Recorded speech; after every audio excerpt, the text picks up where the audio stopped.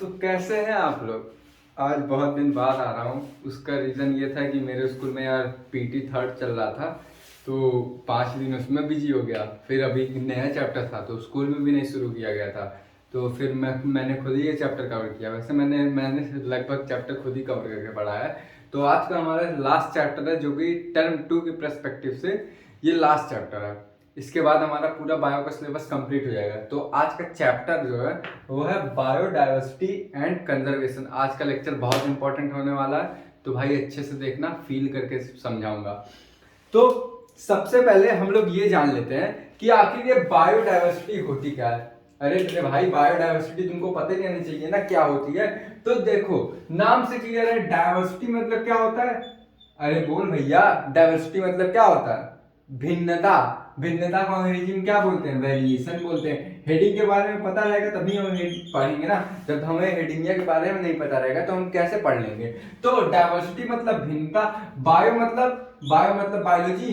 Biology में क्या आती है? लिविंग थिंग्स आती है, नॉन लिविंग भी आती है, ऐसी बात नहीं है। लेकिन जनरली बायो में हम लिविंग थिंग्स के बारे में पढ़ते हैं, यानी कि लाइफ फॉर्म्स आते हैं। अब तुम नर्सरी के हिसाब से बोलोगे बायोलॉजी की बुक, तो उसमें नॉन लिविंग भी आएगा ना भाई। तो अब लाइफ फॉर्म्स हो गए। तो क्या मैं ऐसा बोल सकता हूं कि जो बायोडाइवर्सिटी को हम ऐसे डिफाइन कर सकते हैं कि वेरिएशन इन लाइफ फॉर्म, अर्थात कि जो हमारे इस पूरे पृथ्वी पे जितने प्रकार की भिन्नता है और जितने प्रकार के लिविंग ऑर्गेनिज्म है पाए जा रहे हैं, लिविंग ऑर्गेनिज्म इस धरती पे जितने भी पाए जा रहे हैं, उसी को हम क्या कहते हैं? बायोडाइवर्सिटी। जैसे कि डाइवर्सिटी में तुम देख सकते हो, बायोडाइवर्सिटी का एक एग्जांपल देख सकते हो कि तुम जहां पे भी रहते हो वहां पे कुत्ते भी मिलेंगे, तुम्हें चींटी भी मिलेंगे, कॉकरोच भी मिलेंगे, ह्यूमंस भी मिलेंगे। ये सब क्या है भैया? बायोडाइवर्सिटी है। समझ में आया? अब conservation. Conservation in the sense किसी चीज को कंजर्व करके रखना, अर्थात किसी चीज को बचा के रखना। अब यहाँ पे क्या चीज हम बचा रहे हैं? खाना या पानी? नहीं भैया, यहाँ पे हम अपनी लिविंग थिंग्स को बचा रहे हैं, जो हमारी लाइफ फॉर्म्स हो रही हैं इस अर्थ पे, उसको हम बचा रहे हैं। क्यों बचा रहे हैं? क्योंकि देखो, ऐसा अनुमान लगाया गया है ना, कुछ टाइम बाद, लगभग 200 साल बाद हमारी पृथ्वी पूरी सुनसान हो जाएगी और यहाँ पे कोई भी लाइफ फॉर्म नहीं रहेगा। क्यों? क्योंकि इतना पॉल्यूशन है भाई। समझ में आया? तो हम इतना तो समझ गए कि जो बायोडाइवर्सिटी है उसका डिफिनेशन क्या होगा? Variation in life form is known as biodiversity. ये डिफिनेशन है, याद कर लो, छोटी सी। अब सवाल ये बनता है कि ये जो बायोडाइवर्सिटी को डिस्क्राइब किसने किया और कि ये टर्म किसने दिया। तो ये टर्म भैया दिया था और डिस्क्राइब किसने किया था? ये भैया एक एडवर्ड नाम के इंसान थे, इंसानी होंगे, एडवर्ड रिल्सन। ये भैया एक साइंटिस्ट थे जो कि सोशियो बायोलॉजिस्ट थे। इन्होंने क्या किया था? बायोडाइवर्सिटी की खोज की थी, अर्थात बायोडाइवर्सिटी को खोजा था और साथ में क्या किया था? बायोडाइवर्सिटी की डिफिनेशन दी थी। लेकिन इनके हिसाब से बायोडाइवर्सिटी की डिफिनेशन ये नहीं थी। हाँ, इनके हिसाब से बायोडाइवर्सिटी की डिफिनेशन ये नहीं थी। अरे मतलब मैं भी तुमको गलत नहीं बताया हूं, लेकिन ये भैया क्या बोलते हैं, देखना, दोनों का कंपैरिजन करना। मैंने जो बताया और इन्होंने जो बताया, इनका भी और मेरा भी लगभग सेम है, लेकिन अंतर क्या है जरा ये देखना। तो कंबाइंड के बाद क्या है? एक मिनट रुक जाओ। Combined diversity of all the level of biological organization ही है ना। हाँ, अब इनकी डिफिनेशन ये है, combined diversity of all the level of the biological organism. अब तुम बोलोगे कि लेवल देखो, तुम्हारे एनसीईआरटी में लिखा होगा कि एक जेनेटिक लेवल होता है, एक तुम्हारा कौन सा लेवल होता है?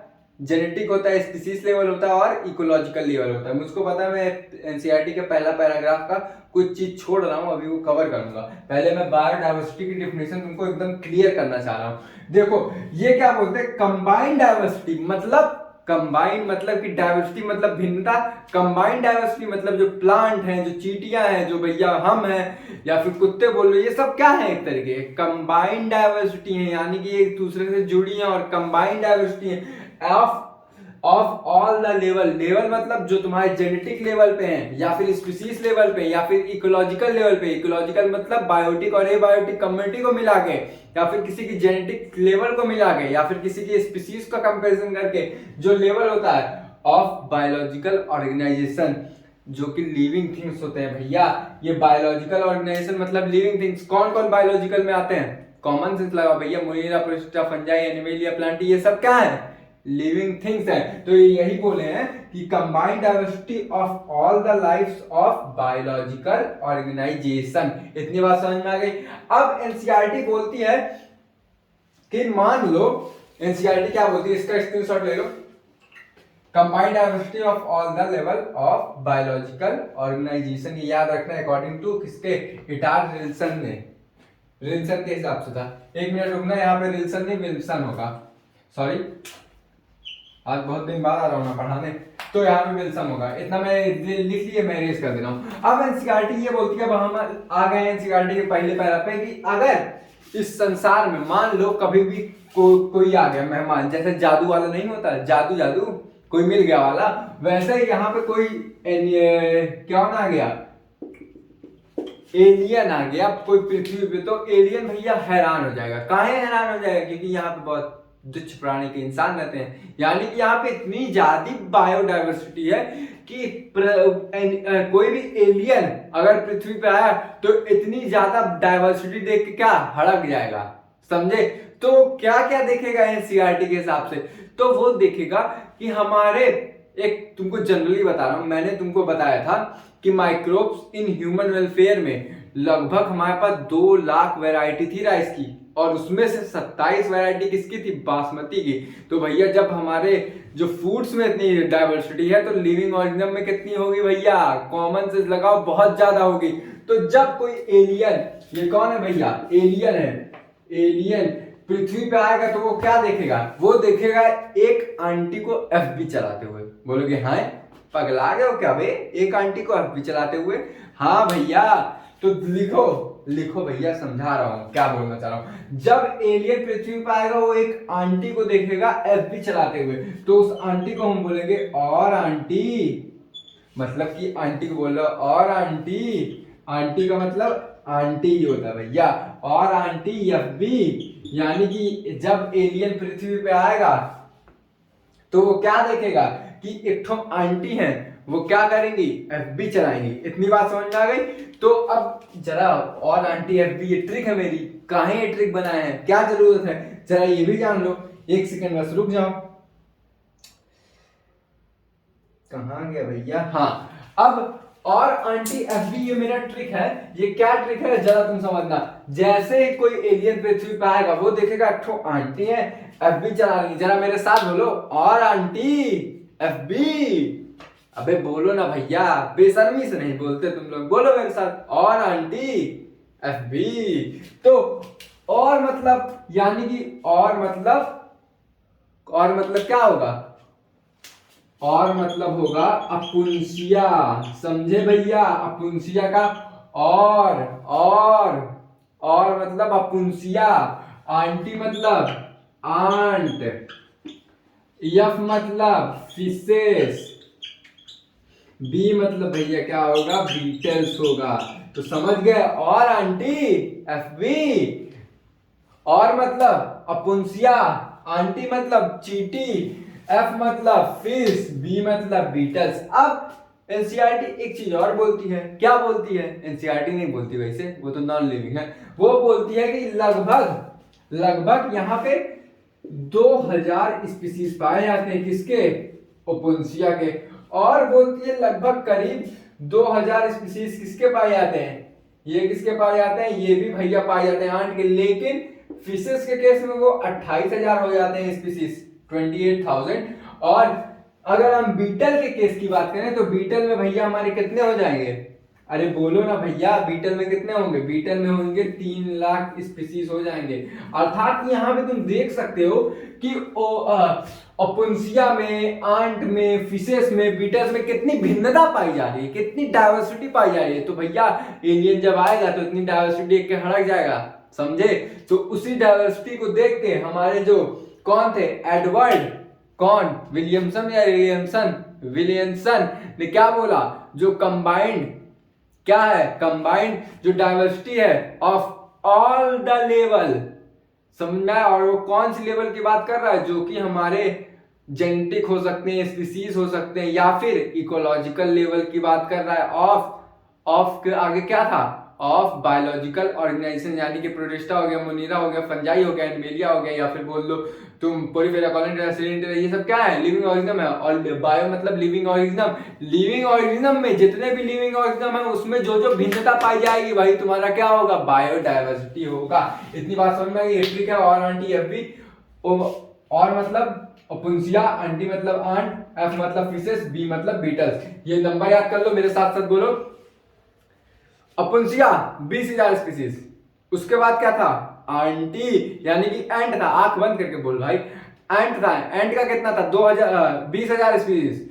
फिर उसके नीचे क्या था, एफ था, फिशेस का 28,000। फिर उसके नीचे भैया कौन था, बीटल था, बीटल के 30,000 स्पीसीज, 3 लाख, समझे पगला, 3 लाख स्पीसीज। इतना समझ में आ गया तो उसका स्क्रीनशॉट ले लो। अब मैं बार बार, जो हमारे एडवर्ड साहब थे वो बोल रहे हैं कि जो हमारी बायोडाइवर्सिटी वो कैसे डिफाइन होती है, combined diversity at all the level. तो भैया वो लेवल जिस लेवल की ये हमारे एडवर्ड विलियमसन बात कर रहे हैं, वो लेवल के बारे में हमको थोड़ा डीप में जानने को मांग रहा है, क्योंकि भैया हमारी एनसीईआरटी ने भी डीप में कहा है। वैसे ज्यादा डीप में नहीं कहा, मैं तुमको फील करवाते हूँ। तो कौन कौन से लेवल होते हैं, कौन कौन से लेवल होते हैं, जरा हम ये भी जान लेते हैं। तो पहला लेवल जो है, 3 लेवल है, एक होता है जेनेटिक, एक होता है स्पीसीज, एक होता है इकोलॉजिकल। एनसीईआरटी ने पहला कौन दिया है, एनसीईआरटी ने पहला जेनेटिक दिया है। तो हम भी जेनेटिक लेवल पहले सर्च करते हैं, मतलब जेनेटिक लेवल पढ़ते हैं। तो जेनेटिक लेवल की बात करते हैं। तो यहाँ पे जेनेटिक लेवल की मतलब कि जेनेटिक डाइवर्सिटी की, डाइवर्सिटी मतलब भिन्नता। तो जेनेटिक लेवल पे जो भी भिन्नता पाई जा रही है उसी को हम क्या बोलेंगे, ये तुम्हारी नॉर्मल डिफिनेशन है जो कि एनसीईआरटी में लिखा है कि जेनेटिक लेवल पे जो भी भिन्नता पाई जाएगी, और किसी सिंगल स्पीसीज में, याद रखना भैया, इसमें कई सारे स्पीसीज के जेनेटिक लेवल की बात नहीं कर रहा, सिर्फ और सिर्फ एक सिंगल स्पीसीज की। अर्थात कि अगर हम ह्यूमो सैपियंस की बात कर रहे हैं तो हम ह्यूमो सैपियंस के स्पीसीज जो है एक सिंगल स्पीसीज है ना, यानी कि ग्रुप ऑफ इंडिविजुअल हुए हम लोग। जब ग्रुप ऑफ इंडिविजुअल हुए हम लोग, तो हम लोग ह्यूमंस में देखेंगे कि कैसे जेनेटिकली डाइवर्सिटी पाई जा रही है। समझे मेरी बात, फील करने की कोशिश करना कि जेनेटिक डाइवर्सिटी में देख भाई, कॉमन सेंस अगर लगाओगे, मतलब जिसके पास सेंस ना हो उसको बोलते हैं कॉमन सेंस, तो कॉमन सेंस लगाओगे तो डाइवर्सिटी तो कुत्ते में भी पाई जाएगी, ह्यूमंस में भी पाई जाएगी। डाइवर्सिटी मतलब क्या, भिन्नता। भिन्नता जेनेटिक लेवल पे कुत्ते की भी होगी और हमारी भी होगी। अबे कॉमन सेंस लगाना भैया, वरना अगर जेनेटिक लेवल से मुझे था वो इंसान नहीं बन जाते हैं, कॉमन सेंस। तो लेकिन हम यहाँ पे डाइवर्सिटी की बात कर रहे हैं, लेकिन कैसी डाइवर्सिटी की बात कर रहे हैं, उस पर्टिकुलर स्पीसीज में, यानी कि एक सिंगल स्पीसीज, अर्थात मैं यहाँ पे लिख दे रहा हूँ, बहुत इंपॉर्टेंट है, वन स्पीसीज के अंदर जो भी डाइवर्सिटी पाई जा रही है, डाइवर्सिटी पाई जा रही है किस लेवल पे, जेनेटिक लेवल पे पाई जा रही है, उसी को हम क्या बोलते हैं भैया, उसी को हम बोलते हैं अपना जेनेटिक डाइवर्सिटी। अब एनसीईआरटी ने इसको समझाने के लिए एक बहुत ही प्यारा एग्जांपल दिया है, लेकिन उस प्यारे एग्जांपल से पहले मेरा एग्जांपल समझो। मानो देखो, तुमने ये पढ़ा होगा, क्या पढ़ा होगा, जो तुम्हारा मॉलिक्यूलर बेसिस ऑफ इनहेरिटेंस था, उसके पहले तुमने पढ़ा था एक चैप्टर प्रिंसिपल ऑफ इनहेरिटेंस, जिसने तुमने ये पढ़ा था कि जो हमारा स्किन होता है, स्किन में मेलानिन क्या होता है, मेलानिन भैया वो पिगमेंट होता है ना। अगर किसी बंदे के अंदर मेलानिन ज्यादा रहेगा तो वो करिया होगा, और किसी बंदे के अंदर मेलानिन कम रहेगा तो हमारी तरह चिकन होगा। अबे मान लो, मानने में पैसा लग रहा है क्या, अब मान लो कि मार करवा रखते हैं, फील करवाएंगे।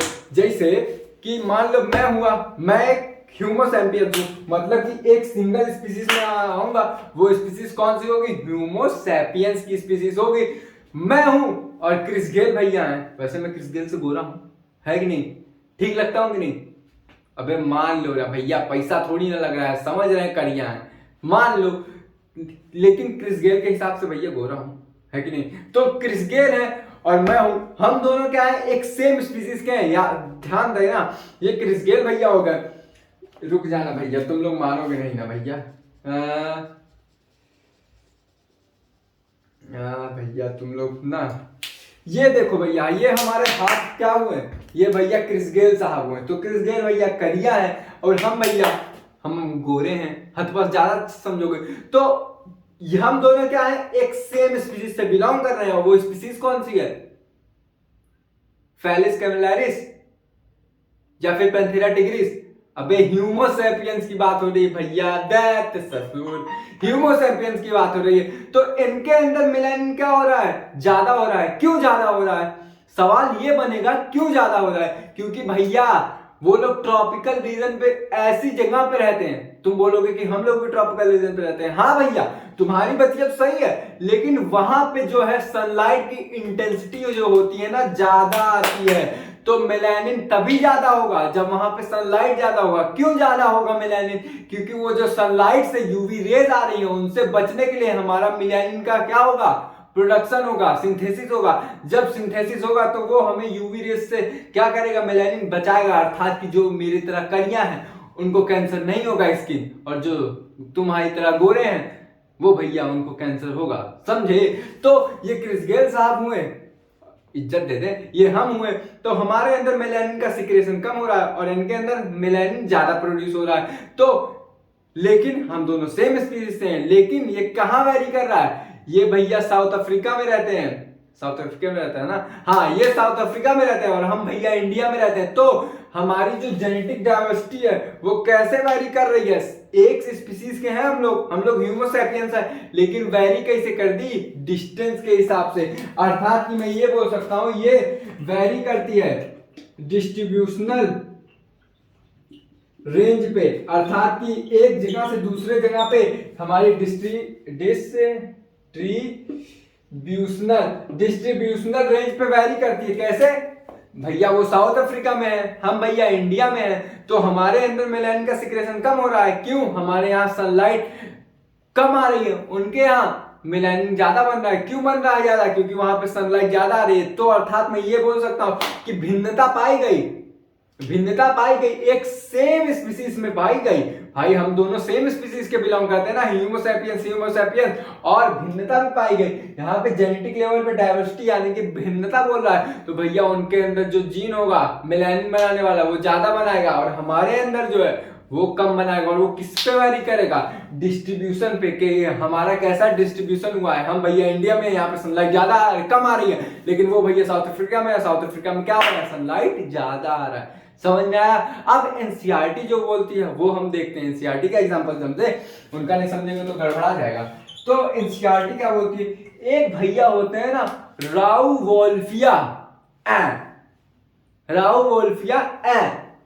वॉमिटोरिया, राउवोल्फिया, उल्टी क्या बोलते हैं? वॉमिटोरिया। समझे भैया? तो भैया ये क्या है? ये भैया तो प्लांट है। वैसे वुल्फ लग रहा होगा तुम लोगों को, लेकिन वुल्फ नहीं है। तो समझे भैया? एक तुम्हारी होती है राउवोल्फिया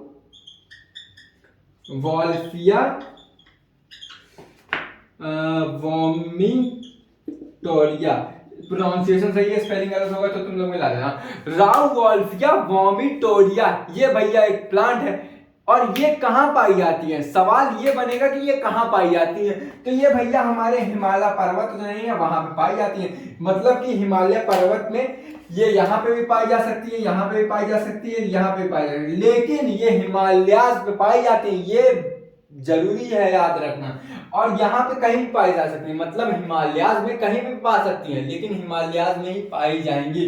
तो यहाँ पे तुम एक चीज नोटिस कर रहे हो कि यहाँ पे कुछ डिस्ट्रीब्यूशनल रेंज इन लोग का अलग अलग है। अरे भैया ये टपुआ पे है, निचुआ है, ये उसके निचुआ है, तो यहाँ पे डिस्ट्रीब्यूशन रेंज है ना। तो यहाँ पे जो ये राउवोल्फिया वॉमिटोरिया है, ये क्या करती है ना, ये भैया तुम्हारा रेसर पाइन नाम का एक केमिकल बनाती है। अब ये जो रेसर पाइन रहता है, ये हमारा जो दिल का मतलब जो क्या होता है, ब्लड प्रेशर होता है, उसको मेंटेन करने में मदद करती है। अर्थात कि जो हार्ट अटैक आता है, हार्ट अटैक कहाँ आएगा? ब्लड प्रेशर हाई हो जाएगा तब भी हार्ट अटैक आ सकता है। तो हमारी बीपी को कंट्रोल करने के लिए रेसर पाइन यूज किया जाता है।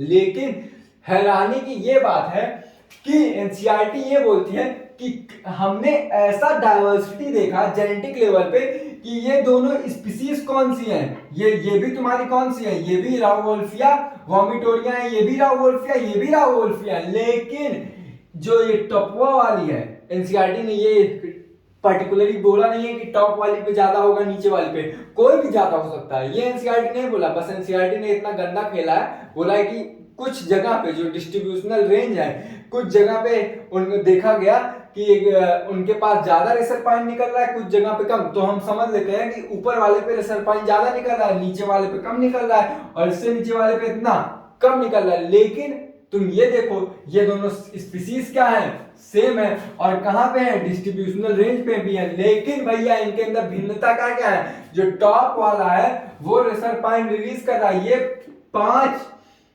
मिलीग्राम बना रहा है 1 ml में, लेकिन भैया अगर तुम ये वाला देखोगे, ये 2.5 mg बना रहा है मिलीग्राम 1 ml में, तो उस हिसाब से जो हमारा टॉप वाला हुआ वो क्या हुआ, रिसरपाइन जो बना रहा है वो ज्यादा बना रहा है, और रिसरपाइन किस लिए होता है, ये ब्लड प्रेशर को मेंटेन करने के लिए होता है, मेंटेन करने के लिए, ठीक है। तो यहाँ पे तुम देख रहे होगे कि डिस्ट्रीब्यूशन है, यानी कि एक जगह पे दूसरी जगह है, मतलब कि एक लोग एक जगह है, एक लोग एक जगह, अलग अलग जगह है, लेकिन अलग अलग जगह होने पे ये लोग सेम स्पीशीज से बिलोंग कर रहे हैं, लेकिन भैया इनके अंदर क्या है, जो प्रॉपर्टी है रिसरपाइन बनाने की वो भी अलग अलग है। जैसे कि मैंने और क्रिस गेल का एग्जांपल लिया, क्रिस गेल दूसरी जगह रह रहा है तभी वो मेलानिन ज्यादा बना रहा है, क्यों बना रहा है, क्योंकि भैया उसको सनलाइट वहां पे ज्यादा आती है तभी मेलानिन बना रहा है, ताकि वो किससे बच सके, यूवी रेस से। अब तुम बोलोगे कि क्या वहां पे गोरे लोग नहीं रहते, अरे भैया रहते हैं, लेकिन कि वहां पे जाओगे ना तुम भी करिया हो जाओगे, क्यों करिया हो जाओगे, क्योंकि हर ऑर्गेनिज्म चाहता है कि वो अपने आप को बचाए, अर्थात कि सरवाइव करे और रिप्रोड्यूस करे, ऐसा कौन कहती है, एनसीईआरटी बोलती है। और ये जो सर्वाइवल और रिप्रोडक्शन करने के लिए हमारे अंदर क्या आता है, चेंज आता है, जैसा कि मैंने ऑर्गेनिज्म पॉपुलेशन में बताया था, जिसने नहीं देखा वो उसकी गलती है, लेक्चर जाके पढ़ा हुआ है देख लो। तो हमारा पहला टॉपिक क्लियर हो गया कि जेनेटिक डाइवर्सिटी कैसे होती है, और मतलब इसमें क्या क्या एग्जांपल इसके एनसीईआरटी ने दिए थे। अब हम आते हैं अपने स्पीशीज डाइवर्सिटी पे,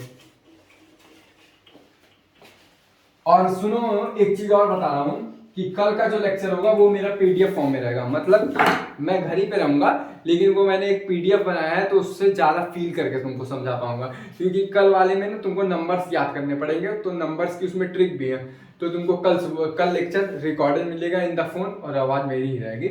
तो अब हम देखते हैं यहाँ पे जघन्य आलस दिखाते हुए मैं यहाँ पे लिखने जा रहा हूँ स्पीशीज। तो पुराना वाला ही जो मैंने डिफिनेशन तुमको डाला है, तो यहाँ पे भी वही डाल दो कि ऐसी भिन्नता जो कहाँ पाई जाए, स्पीशीज लेवल पे जो भिन्नता पाई जाए, अर्थात की डाइवर्सिटी पाई जाए, उसी को क्या कहते हैं, स्पीशीज डाइवर्सिटी। अब एनसीईआरटी एग्जांपल देती है, क्या एग्जांपल देती है, कि तुम्हारे घाट होते हैं, let me clear you what is घाट।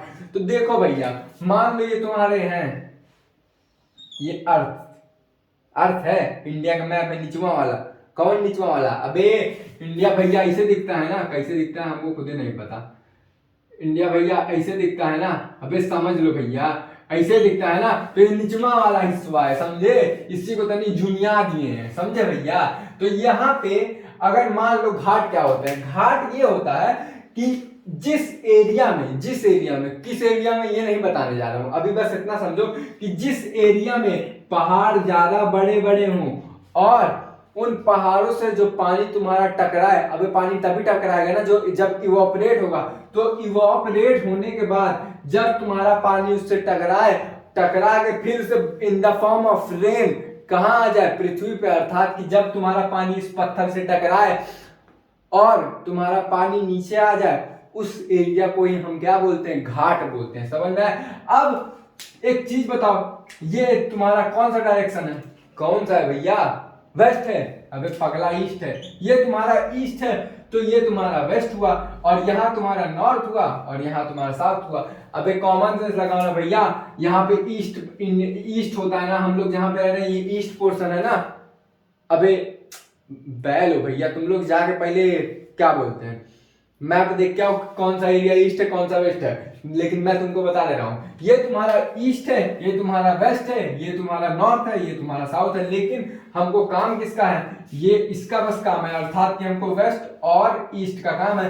तो क्या मैं यहाँ पे इसको वेस्टर्न घाट बोल सकता हूँ, है कि नहीं? वेस्टर्न घाट अर्थात कि वेस्टर्न एरिया में यानी कि वेस्ट एरिया में जो भी घाट पाए जा रहे हैं उसको मैं वेस्टर्न घाट बोल देता हूं, और जो ईस्टर्न एरिया में जो भी घाट पाए जा रहे हैं उसको मैं ईस्टर्न घाट बोल देता हूं। देखा ऐसा गया है ना कि जो वेस्टर्न घाट है कि वहां पे पहाड़ काफी बड़े बड़े हैं और काफी ज्यादा है, लेकिन अगर हम ईस्टर्न साइड पे लेंगे यहाँ पे भैया पहाड़ काफी कम है। अब एक चीज बताओ कि मुझको, यहाँ पहाड़ कम है, ये तुम्हारा माउंटेन है, कंफ्यूज आना मत, ये तुम्हारे माउंटेन्स है। तो जब यहाँ से पानी इवोपरेट होगा, अबे भैया ये सब पनिये है ना भैया, समुद्र के किनारे है, तो जब तुम्हारा पानी यहाँ से इवोपरेट होगा तो इवोपरेट होने के बाद कहाँ से टकराएगा, यहाँ से टकराएगा। तो एक चीज मुझको बताओ, जब इवोपरेट होकर टकराएगा तो यहाँ से प्रोबेबिलिटी ज्यादा है पानी टकरा के नीचे आने की यहाँ से। अब अबे कॉमन सेंस लगाओ, जहां पहाड़ ज्यादा वहां पे टकराव ज्यादा, जहां पे टकराव ज्यादा वहां पे रेनफॉल ज्यादा। तो इस एरिया में जब पानी इवोपरेट होगा तो ज्यादा टकरा के वापस आएगा, लेकिन इस एरिया में जब पानी इवोपरेट होगा तो वो भैया कहाँ चला जाएगा, आसमान में चला जाएगा और कुछ पानी नीचे आएगा। ऐसा नहीं है कि आएगा ही नहीं, आएगा, लेकिन इसके कंपैरिजन में ये जो है ईस्टर्न घाट वाला ये भैया कम आएगा और ये ज्यादा आएगा। तो क्या एक चीज बताओ, जो एम्फीबियंस होते हैं अर्थात एम्फीबियंस में कौन आते हैं, एम्फीबियंस में जनरली तुम्हारे फ्रॉक्स आते हैं। अबे वही pieces amphibia reptile, amphibia 3 chambered heart होते हैं, वह कोल्ड ब्लडेड होते हैं। जो तुम्हारे इसका एक्सेप्शन क्या है भैया, एक्सेप्शन इसका कुछ नहीं है, पागल रेप्टाइल का एक्सेप्शन। तो यहाँ पे एम्फीबियंस जो होते हैं, एम्फीबियंस में जनरली तुम्हारे फ्रॉक्स आते हैं। तो फ्रॉक्स कहाँ पे पाए जाएंगे, फ्रॉक्स को क्या पसंद है बताओ, फ्रॉक्स को क्या पसंद है, फ्रॉक्स को ऐसी जगह पसंद है जहां पे पानी ज्यादा बरसे। अबे कॉमन सेंस लगाना मेरे भाई, तुम लोग यहाँ पे फ्रॉक्स कब आते हैं, जब बारिश होती है। तो बारिश जहां पे ज्यादा होगी वहीं पे फ्रॉक्स ज्यादा रहेंगे, अर्थात यहाँ पे जो स्पीसीज डाइवर्सिटी है वो भैया ये इस एरिया में क्या है, वेस्टर्न एरिया में ज्यादा है, और जो तुम्हारा ईस्टर्न एरिया है वहां पे कम है। तो अर्थात एनसीईआरटी यही बोल रही है कि स्पीसीज लेवल पे भिन्नता पाई जा सकती है। कैसे पाई जा सकती है, जब तुम्हारा वेस्टर्न घाट पे हम देखेंगे तो वेस्टर्न घाट में जो तुम्हारे एम्फीबियंस है ये ज्यादा पाए जाएंगे। क्यों ज्यादा पाए जाएंगे, अर्थात कि यहाँ पे क्यों ज्यादा पाए जाएंगे, क्वेश्चन बनता है ना क्यों, क्योंकि यहाँ पे इनको सुटेबल टेम्परेचर मिल रहा है कि नहीं, सुटेबल टेम्परेचर मिल रहा है, सुटेबल ह्यूमिडिटी मिल रही है, सुटेबल वाटर मिल रहा है। तो यहाँ पे ज्यादा स्पीसीज रहेंगे, अर्थात की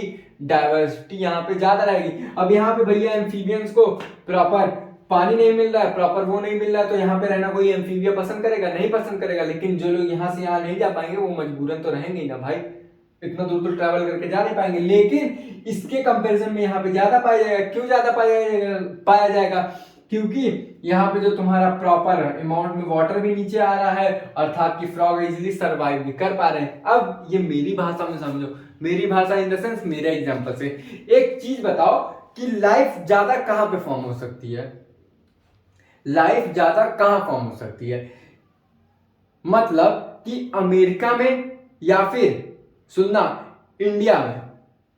अकॉर्डिंग टू मी इंडिया में ज्यादा लाइफ फॉर्म हो सकती है। अबे खुद देखो इंडिया की पॉपुलेशन अमेरिका की पॉपुलेशन ज्यादा है कि नहीं, कॉमन सेंस।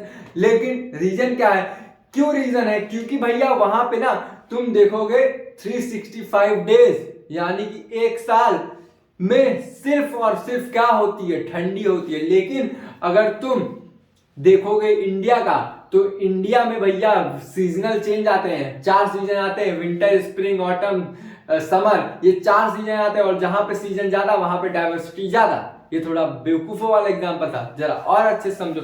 मान लो कि ये तुम्हारे अर्थ हैं, अब इस अर्थ पे ये तुम्हारा कौन सा रीजन है, ट्रॉपिकल रीजन हुआ, ये तुम्हारा सब ट्रॉपिकल रीजन हुआ, और ये तुम्हारा टेम्पलेट रीजन हुआ, टेम्पलेट रीजन हुआ, और ये तुम्हारा पोलर रीजन हुआ। तो एक चीज मुझको बताओगे कि कहां पे लाइफ ज्यादा फॉर्म होगी। ये तुम्हारा let is suppose this is क्या हुआ, ये भैया तुम्हारे सन हुए, तो कहां पे लाइफ ज्यादा फॉर्म होगी। लाइफ भैया मेरे हिसाब से तो पोलर रीजन पे ज्यादा फॉर्म होगी, है कि नहीं।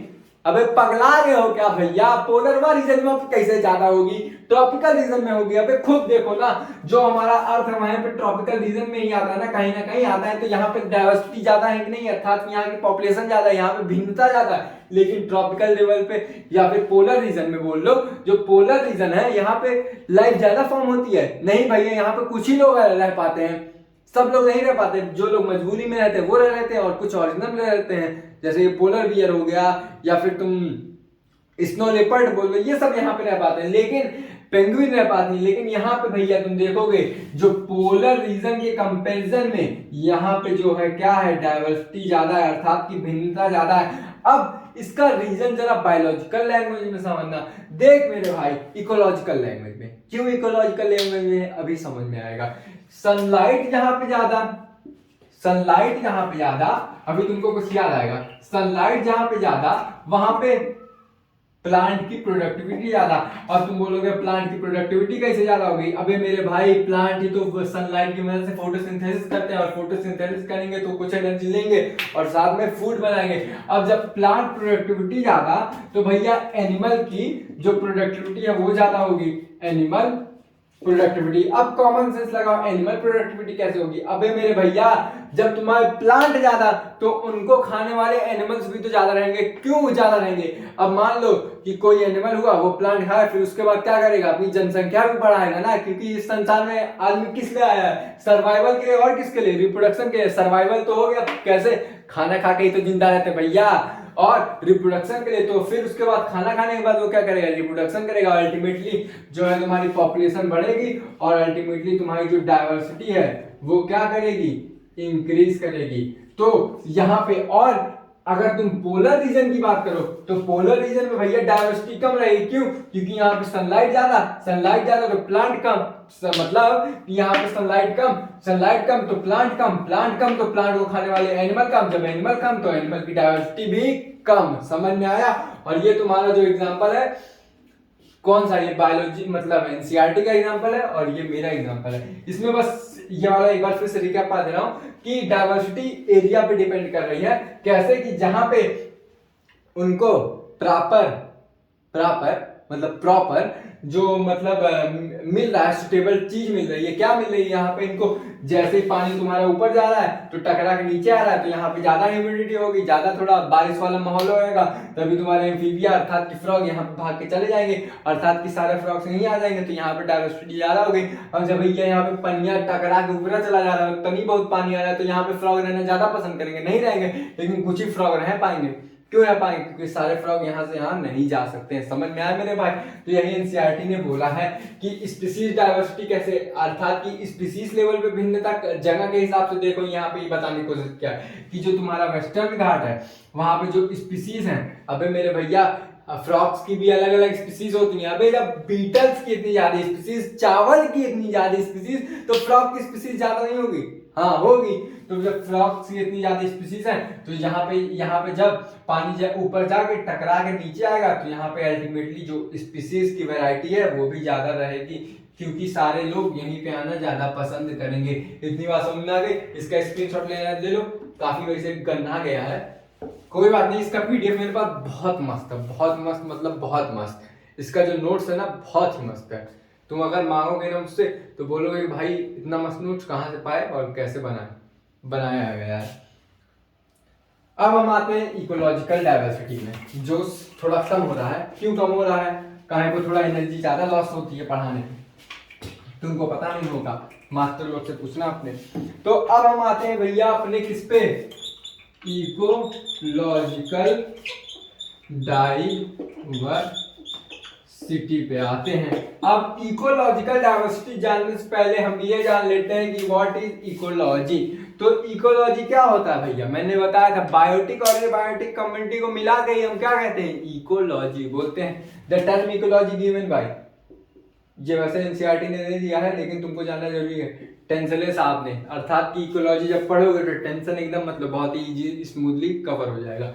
डाइवर्सिटी मतलब भिन्नता। तो इकोलॉजिकल लेवल पे, अर्थात की जो तुम्हारी बायोटिक और एबायोटिक कम्युनिटी आ रही है, इकोलॉजिकल लेवल पे जो भिन्नता हो, उसी को हम क्या कहते हैं? उसी को हम कहते हैं इकोलॉजिकल डायवर्सिटी। अब कैसे, जरा इसका एग्जांपल समझना। मान लो कि तुम्हारा डेजर्ट एरिया है और एक तुम्हारा कौन सा है, रेनी एरिया है, और एक तुम ले लो एनसीईआरटी का एग्जांपल देके रेन फॉरेस्ट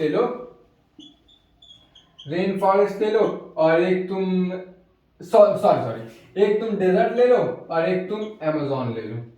अमेज़न वो शॉपिंग वाला नहीं है, तो तुम अपना एनसीईआरटी वाला अच्छे से समझ लोगे। हाँ, तो ये भैया जो तुम्हारा डेजर्ट एरिया में है और जो तुम्हारे अमेज़न में है, अमेज़न में डाइवर्सिटी मेरे हिसाब से तो ज्यादा पाई जाएगी। क्यों ज्यादा पाई जाएंगी? क्योंकि यहाँ पे सनलाइट ज्यादा होगी और साथ में वाटर भी ज्यादा होंगे, और प्लांट को तो ये चीज की जरूरत है, सनलाइट और वाटर। जब वो ज्यादा एब्जॉर्ब करेगा, सनलाइट भी प्रॉपर मिलेगा, वाटर भी प्रॉपर मिलेगा, टेम्परेचर भी ज्यादा अच्छा रहेगा, तो प्लांट वहां पे प्रोडक्टिविटी ज्यादा अच्छा कर पाएंगे। जब प्लांट वहां पे प्रोडक्टिविटी ज्यादा अच्छा कर पाएंगे तो एनिमल भी खाने वाले उनको ज्यादा रहेंगे। अर्थात कि अमेज़न फॉरेस्ट की तुम हरियाली देख लो और वहां की डाइवर्सिटी देख लो, बहुत ज्यादा होगी। लेकिन तुम भैया डेजर्ट की बात करोगे तो डेजर्ट में जो डाइवर्सिटी है वो कम रहेगी, वहां पे हरियाली जो है कम रहेगी, और उन हरियाली खाने वाले जो हरियाले हैं अर्थात कि एनिमल्स हैं वो भी कम रहेंगे। अबे तुम खुद सोचो, यहाँ पे क्या पाया जाएगा? कंगारू रेट पाया जाएगा, कोबरा पाया जाएगा और कैमल पाया जाएगा, यही सब पाया जाएगा। लेकिन इधर भैया कुकुर, बियार, सिलार कुल पाई जाएगी, कुल पाया जा सकता है, सब कुछ पाया जा सकता है इधर। लेकिन इधर भैया, और मेन चीज इधर भैया प्लांटो नहीं पाए जाते हैं। अबे प्लांट पाए जाते हैं लेकिन ज्यादा नहीं पाए जाते हैं। लेकिन यहाँ पे भैया जो तुम्हारे प्लांट रहते हैं इनके भैया भरमार रहती है, समझ में आया? तो एनसीईआरटी क्या बोली है, जरा मैं उसको लास्ट ये पढ़ने जाता हूँ। ये वाला थोड़ा एनसीईआरटी ने कुछ ज्यादा ही दे दिया, ज्यादा इन द सेंस कि तुमको नाम याद करना पड़ेगा। तो डाइवर्सिटी किस लेवल पे? इकोलॉजिकल लेवल पे, अर्थात कि इकोसिस्टम वाले लेवल पे यहाँ डाइवर्सिटी की बात कर रहा है। तो वही बोल रहा है एनसीईआरटी कि इंस्टेंस विथ इट्स डेजर्ट, अगर हम तुलना करें डेजर्ट की या फिर रेन फॉरेस्ट की, या फिर किसकी तुलना करने को बोला, मैंग्रोव के जंगल की, या फिर कोरल रीफ्स की, या फिर तुम बोल लो कि वेटलैंड की, या फिर तुम बोल लो एस्चुरल्स की, या फिर तुम बोल रहे अल्पाइन की। ये जितने भी एनसीईआरटी में दिए हैं इसका कुछ मतलब है भैया, ये इसे नहीं दिए। तुम नेटा पे सर्च मारोगे ना अल्पाइन तो तुमको बर्फ वाला सीन दिखेगा, नेटा पे कोरल वाला सीन सिर्फ करोगे तुमको पत्थर आएंगे, रेन वाला तो पानी बरसने वाला दिखाएगा। ये सब का मतलब है भैया, ये सब अलग अलग जगह है, कंफ्यूजाना मत। ये अलग अलग जगह है और अलग अलग जगह पे अलग अलग डाइवर्सिटी पाई जाएगी, अर्थात कि वही तुम्हारी इकोलॉजिकल डाइवर्सिटी होगी। फिर से समझो, नहीं समझ में आया ना तुमको? अबे मेरे भैया मैंने क्या बोला है, इकोसिस्टम में क्या क्या आते हैं? एबायोटिक आते हैं, बायोटिक अर्थात कि लिविंग आते हैं, नॉन लिविंग। तो तुम्हारे बायोटिक किस पे डिपेंड रहते हैं? मैंने क्या बताया था, एबायोटिक पे, जहां पे अच्छा प्रॉपर सनलाइट होगा, वाटर होगा, टेम्परेचर होगा और क्या सॉइल होगा, वहीं पे ज्यादा प्लांट रहेंगे, वहीं पे ज्यादा डाइवर्सिटी होगी। तो भैया डेजर्ट में ये सब की कमी है, लेकिन अमेज़न में ये सब है, तो यहाँ पे डाइवर्सिटी ज्यादा रहेगी इन कंपैरिजन टू डेजर्ट। तो रेन फॉरेस्ट में क्या रहेगा, रेन फॉरेस्ट में ज्यादा रहेगा। या फिर तुम बात कर लो ये जो अल्पाइन में, अल्पाइन मतलब कौन सा रीजन? अल्पाइन मतलब तुम्हारा बर्फीला रीजन, बर्फीला रीजन में पॉपुलेशन कम रहेगा। यही बोल रहा है एनसीईआरटी की अलग अलग जगह पे अलग अलग डाइवर्सिटी पाई जाएगी। वो किस पे डिपेंड रहेगी? वो भैया डिपेंड रहेगा कि तुम्हारी जगह किस हिसाब से। जैसे कि अब डेजर्ट हुआ तो डेजर्ट में सब चीज नहीं पॉसिबल है, तो जहां पे डेजर्ट एरिया में तुम्हारी डाइवर्सिटी कम पाई जाएगी। क्यों कम पाई जाएगी? क्योंकि वहां पे भैया सारा बैलेंस फॉर्म में बायोटिक फैक्टर नहीं, और बायोटिक फैक्टर और एबायोटिक फैक्टर आपस में इंटरलिंक होते हैं। लेकिन अगर तुम अमेज़न फॉरेस्ट की बात करो तो वहां पे भैया एबायोटिक भी अच्छे हैं, बायोटिक भी अच्छे हैं, दोनों का इंटरलिंक है, और अल्टीमेटली वहां की पॉपुलेशन यानी कि भिन्नता ज्यादा पाई जा रही है। और एनसीईआरटी क्या बोलती है, has a greater ecological diversity, अर्थात कि बायोटिक फैक्टर जहां पे ज्यादा हुए वहीं पे तुम्हारे एबायोटिक फैक्टर भी होंगे, अर्थात कि जो तुम्हारे वहां पे एबायोटिक बोल लो या फिर बायोटिक बोल लो, दोनों आपस में जुड़े हुए हैं। जहां पे एबायोटिक ज्यादा वहां पे बायोटिक ज्यादा, जहां पे बायोटिक ज्यादा वहां पे एबायोटिक भी अपने आप ज्यादा रहेंगे। That diversities then and Scandinavian country like Norway. तो जैसे तुम नॉर्वे की बात करोगे तो नॉर्वे एक ऐसा एरिया है ना, ये एनसीईआरटी ने एक तो एग्जांपल ले दिया है। जैसे देखो इसको सिंपल भाषा में समझते हैं, ये थोड़ा कॉम्प्लिकेटेड में बता रहा हूँ। डेजर्ट हुआ, रेन एरिया हुआ, कोई भी एरिया एल्फाइन हुआ, यहाँ पे डाइवर्सिटी अलग अलग रहेगी। क्यों अलग अलग? क्योंकि भैया हर जगह तुम्हारे एबायोटिक फैक्टर अलग अलग रहेंगे, और एबायोटिक फैक्टर पे ही तुम्हारे कौन डिपेंड रहेंगे? Biotic factor. तो जिधर सनलाइट कम रहेगा, टेम्परेचर कम रहेगा, या फिर ह्यूमिडिटी कम रहेगा, सॉइल की फर्टिलिटी कम रहेगी, वहां पे भैया प्लांट भी कम होंगे, और जब प्लांट कम होंगे तो भैया उनको खाने वाले एनिमल भी कम रहेंगे। लेकिन अगर तुम बात कर लो भैया किसकी, अपने तुम बात कर लो अमेजोन फॉरेस्ट की, या फिर तुम रेनी फॉरेस्ट की, वहां भैया बारिश ज्यादा होगी, धूप भी रहेगी प्रॉपर अमाउंट में, सॉइल भी अच्छा रहेगा, तो वहां पे डाइवर्सिटी ज्यादा रहेगी। डाइवर्सिटी ज्यादा रहेगी तो भैया वही तो तुम्हारा इकोलॉजिकल डाइवर्सिटी में आएगा। और नॉर्वे की बात करें, नॉर्वे की डाइवर्सिटी भी काफी अलग रहती है। ये एक कंट्री का है, वो कंट्री का नाम क्या है? स्कैंडिनेवियन। स्कैंडिनेवियन में नॉर्वे एक कंट्री है, वो उसमें बोला है कि नॉर्वे क्या है, जनरली एक बर्फीली जगह है। तुम नेट पे सर्च मारोगे तो वहां पे जब नॉर्मल टेम्परेचर उनका देखोगे ना नॉर्वे का, तो वो भैया इतना ज्यादा ठंडीदार होता है ना कि वहां पे डाइवर्सिटी कम पाई जाएगी। अभी मेरे भाई मैंने जैसे पोलर रीजन पे बताया तुम लोगों को, मेरी आवाज बैठ रही है, क्यों बैठ रही है? क्योंकि बहुत ज्यादा देर से बोल रहा हूँ। तो जैसे मैंने पोलर रीजन बताया, यहाँ पे सनलाइट कम जा रही है, जब सनलाइट कम जाएगी तो भैया प्लांट सनलाइट लेके फूड बनाते हैं, तो जब प्लांट फूड नहीं बना पाएंगे तो उनको प्लांट को खाने वाले एनिमल भी ज्यादा नहीं हो पाएंगे, तो अल्टीमेटली क्या होगा? इकोसिस्टम डिसबैलेंस हो जाएगा। उसी तरह तुम्हारा इकोलॉजिकल डाइवर्सिटी किस पे डिपेंड कर रही है कि किस एरिया में हम रह रहे हैं, वहां पे प्रॉपर सनलाइट, ह्यूमिडिटी, यानी कि अर्थात कि ये बायोटिक फैक्टर कैसा है, और ये बायोटिक फैक्टर पे तुम्हारे बायोटिक फैक्टर डिपेंड रहते हैं। अब कल का लेक्चर भैया पूरा एनिमेशन वाला होगा, जिसमें मेरी वॉइस रहेगी, मैं दिखूंगा नहीं, पीडीएफ फॉर्म में मैं पीडीएफ बनाया उसी से वीडियो रिकॉर्ड करूंगा। तो चलिए आज की बातें यहीं तक, कल की बातें कल करेंगे। जय हिंद, जय भारत, साइनिंग ऑफ।